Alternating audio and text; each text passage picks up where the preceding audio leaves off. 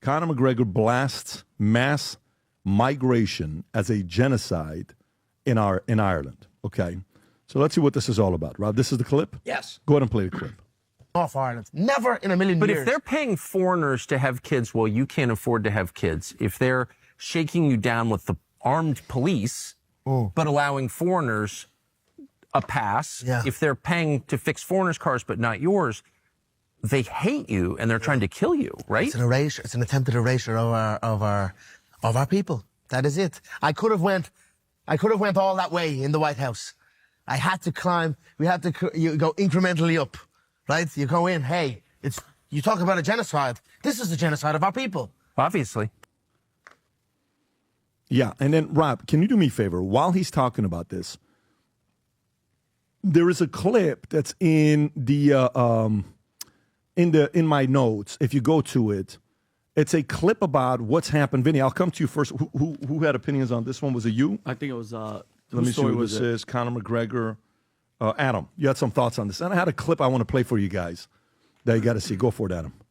Well, there's another clip that I would actually want to show where he talks about, I don't care about, he's like, I'm not center left. He's like, I'm not left wing, right wing.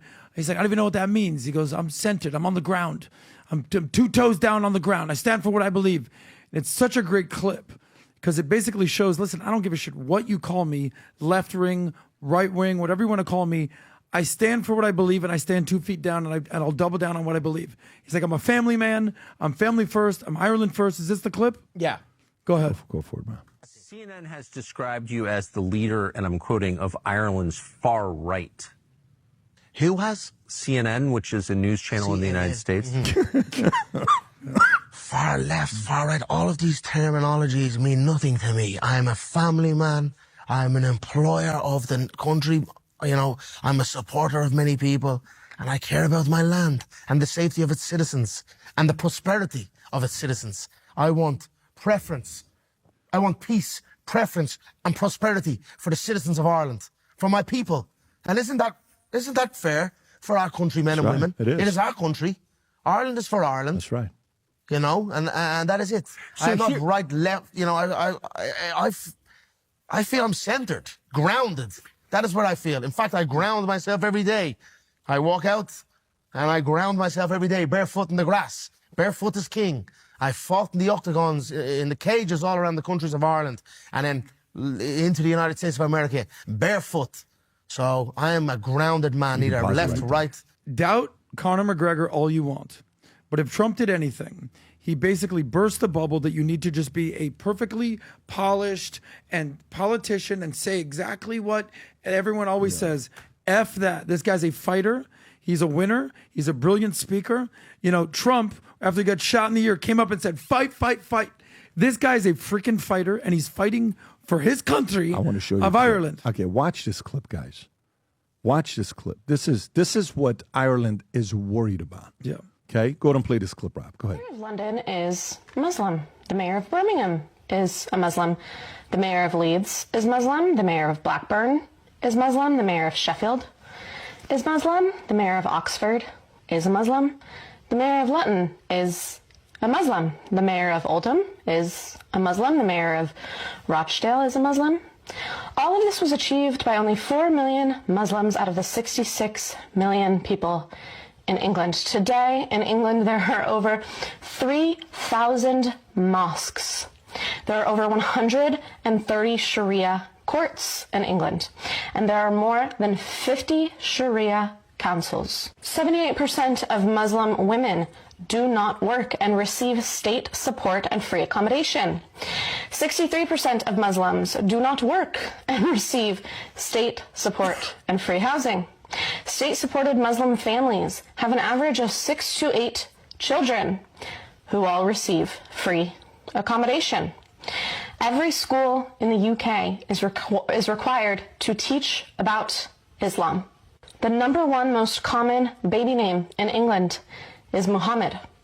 This is not immigration. This is invasion. The mayor of London is Muslim.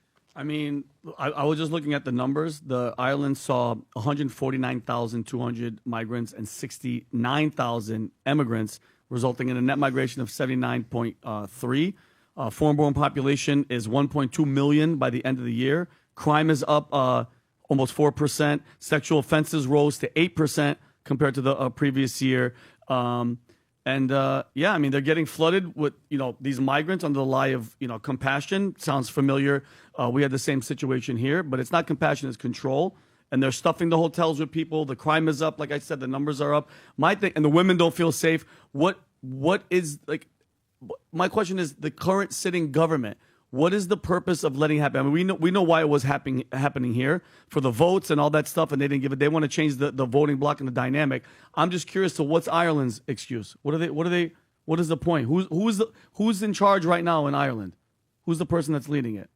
What are you saying? Like, why are they, if they're seeing what's going on with UK, why are you doing the same thing? Exactly. Why, and who's behind it? Who's giving it the okay to just have all these people? Because listen, it's not it's an invasion. It's probably what Conor is talking about. And by the way, it's purely matching values. Here's, Rob, this is Islam makes you defend. Can you play this clip? What's this?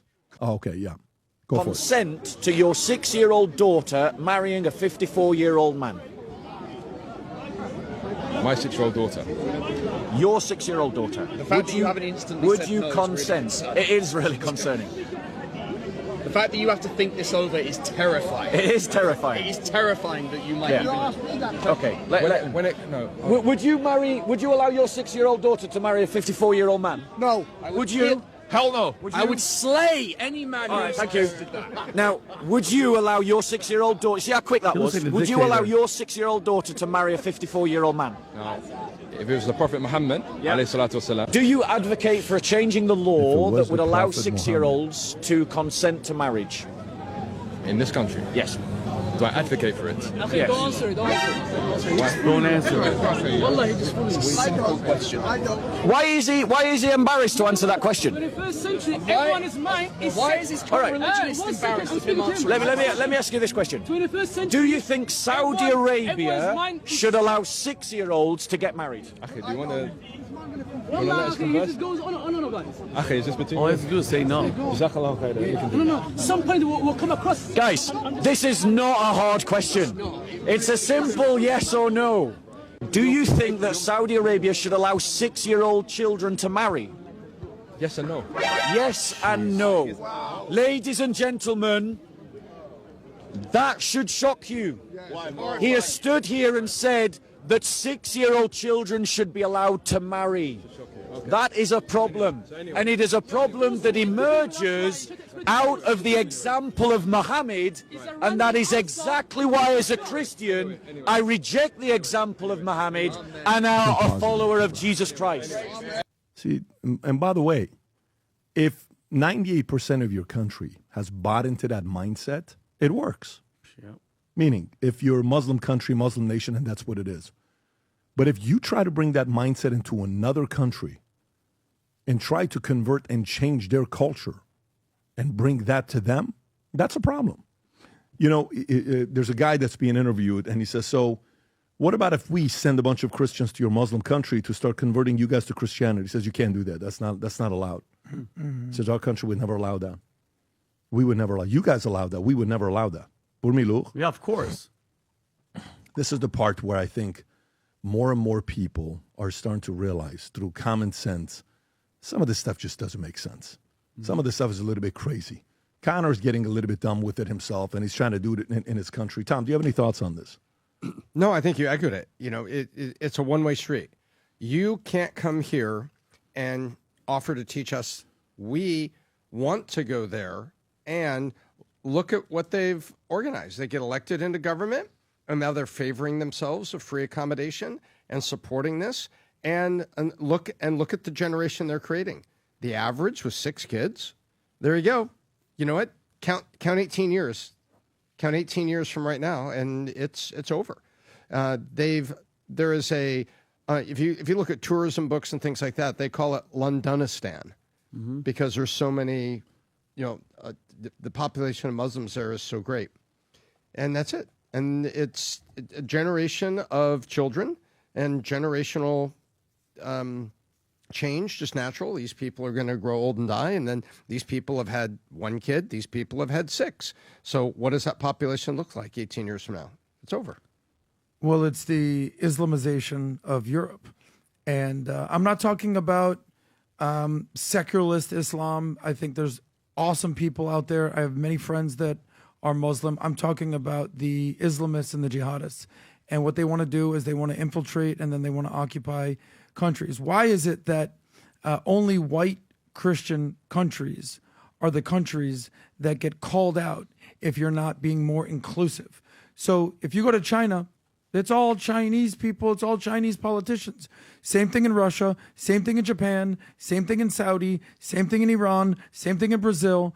But except for white Christian countries in Europe, also including Canada and possibly the United States, whether it's Ireland, whether it's Scotland, whether it's Sweden, whether it's Denmark, whether it's the UK, I can't tell you how many times I hear people saying that the UK is falling, London is falling. You're seeing that example right there of how many Muslim politicians are in the UK. Go ahead and reverse it, and then how many Christian, there's 0 Jewish politicians anywhere in the Middle East, but how many Christian politicians are in any of the Middle Eastern Muslim countries? I would argue that maybe Lebanon, which used to have a decent Christian population, and I want to say that like their president has to be Christian, but other than that, maybe Egypt a little bit, but if you go down the list, Coptic Christian in Egypt. In Egypt, but if you go down the list between Syria, Iraq, Iran, Yemen, Saudi Arabia, Afghanistan, the list goes on and on and on and on. You're not going to find anybody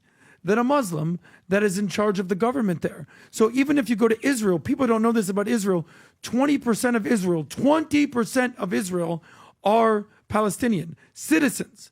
They can be in the government. They can have jobs. They're in the army. They are full-on citizens.